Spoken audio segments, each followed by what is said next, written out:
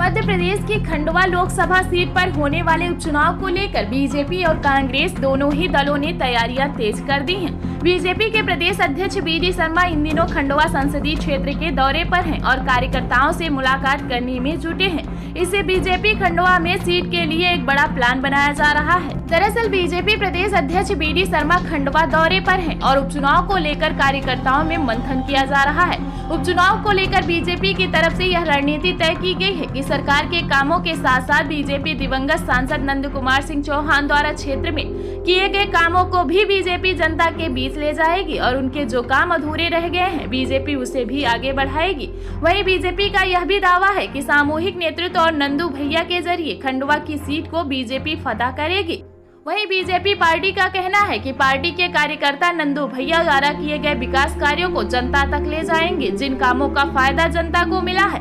हालांकि बीजेपी की तरफ से अब तक खंडवा सीट पर प्रत्याशी की घोषणा नहीं की गई है, लेकिन पार्टी के कार्यकर्ताओं ने तैयारियां शुरू कर दी है।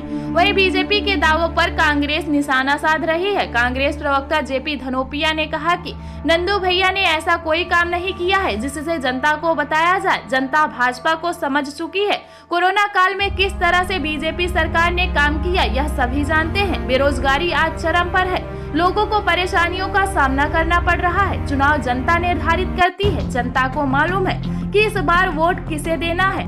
वहीं कांग्रेस ने दावा किया है कि खंडवा लोकसभा सीट इस बार कांग्रेस ही जीतेगी।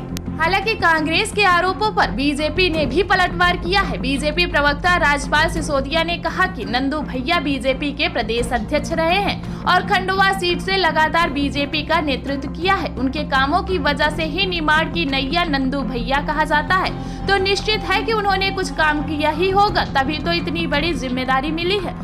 हम अगर नंदू भैया के कामों को आगे ले जा रहे हैं तो कांग्रेस को इसमें दिक्कत क्या है? कांग्रेस को यह बताना चाहिए कि चुनाव के लिए उनकी रणनीति क्या है, वह किसे मैदान में उतारेंगे। बीजेपी ने अपनी तैयारियां तो शुरू कर दी हैं। गौरतलब है कि खंडवा लोकसभा क्षेत्र में बीजेपी के वरिष्ठ नेता नंद कुमार सिंह चौहान के निधन से खाली हुई सीट पर उपचुनाव होना है। उपचुनाव में दोनों ही पार्टियां एड़ी चोटी का दम लगा रही हैं।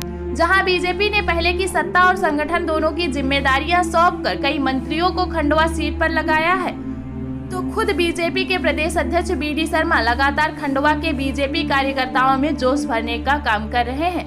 हालांकि बीजेपी की तरफ से अब तक प्रत्याशी का ऐलान नहीं हुआ है, लेकिन नंद कुमार सिंह चौहान के बेटे हर्षवर्धन चौहान, पूर्व मंत्री अर्चना टिटनिश और कृष्ण मुरारी मोघे दावेदारी कर रहे हैं। ऐसे ही खबरों से जुड़े रहने के लिए सरोकार इंडिया को सब्सक्राइब करना ना भूले। तब तक बने रहे सरोकार इंडिया के साथ। सरोकार इंडिया न्यूज डेस्क।